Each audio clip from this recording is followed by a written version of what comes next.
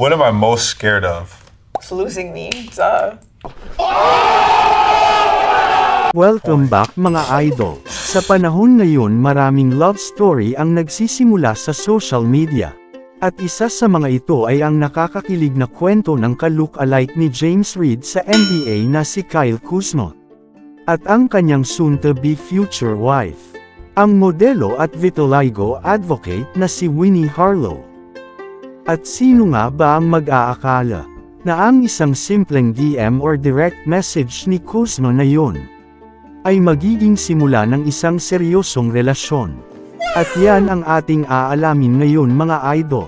Ang nakatagong true-to-life love story ng NBA Summer League Champion MVP, NBA All-Rookie First Team, 2017 Rising Star MVP, at one-time NBA champion na si Kyle Kuzma.